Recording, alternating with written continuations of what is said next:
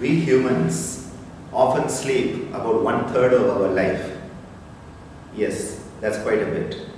8 hours out of 24 hours per day, and we wonder whether it is all worth it.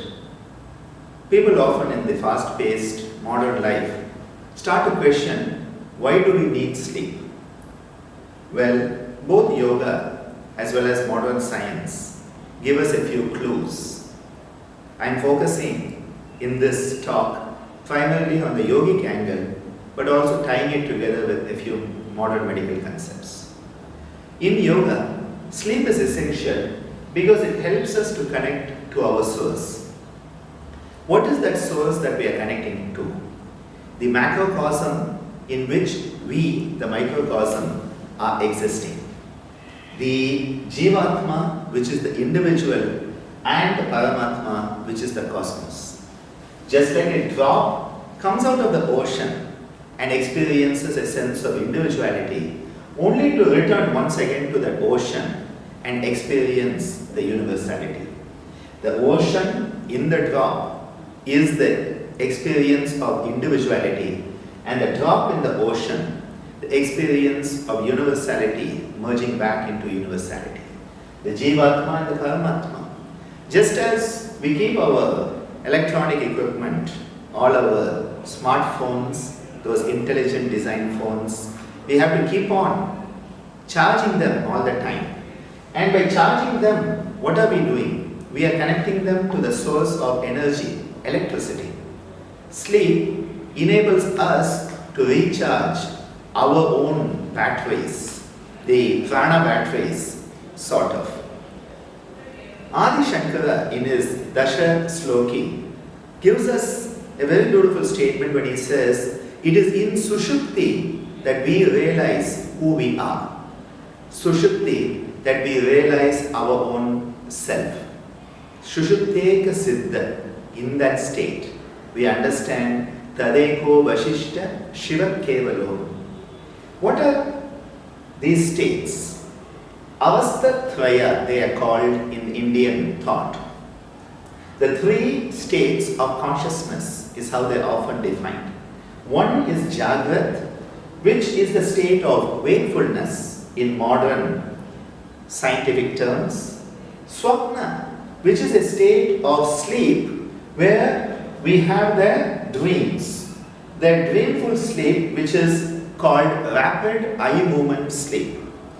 A state which is not restful, there is enhanced metabolism and the vital signs are all fluctuating wildly.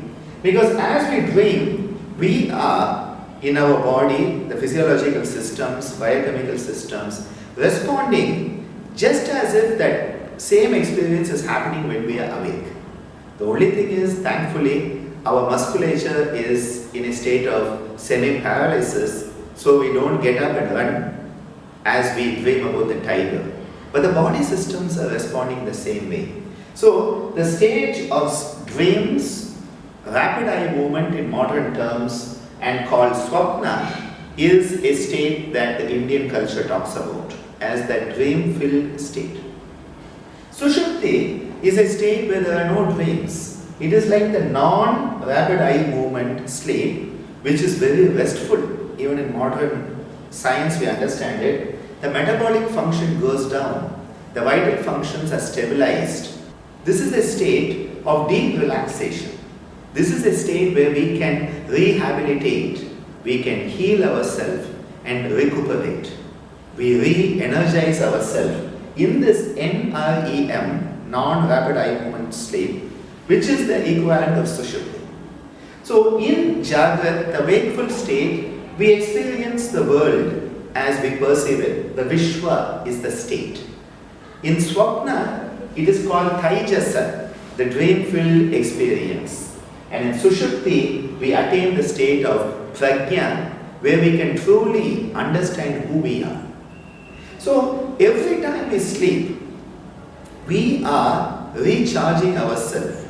According to modern medicine, we go into that restful state, NREM, where we can repair all the damage we are doing when we are awake. And the yogic connection here in Sushupti is we connect with our own self, the universe. Now, this is unconsciously happening. Every time you sleep, you go into Sushupti and you connect with the universe, just like the phone connecting to the energy source, you have got re-energized. But it is unconsciously happening. The yogis developed a system called Yoga Nidra, in which consciously the yogis go into the state of Sushupti.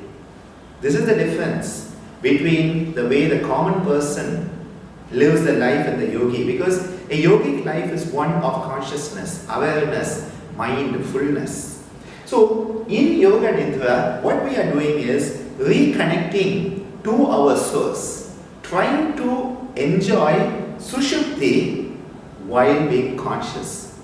That is a big, giant leap of conscious evolution.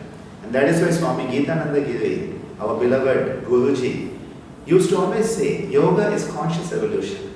You are wanting to have that unconscious, subconscious experience, but in a conscious manner.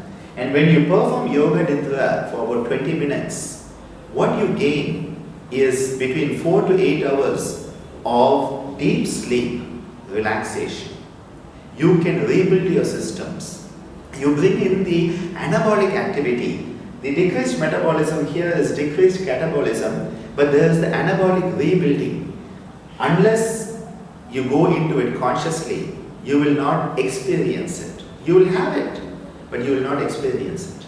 And the key to this is the Manipura. The Manipura chakra is our psychic umbilical cord connecting us to the universe.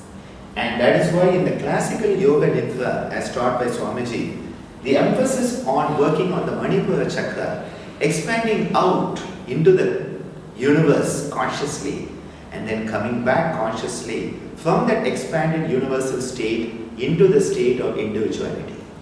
The drop, becoming aware that it is the ocean, and then the whole ocean coming into that drop in a conscious manner. This is why we need to sleep, to have this experience, but then to really enjoy the experience, to be aware of it, to be conscious of it and to be mindful of it, we need to start working on Yoga Nidra, the sleep of the yogis.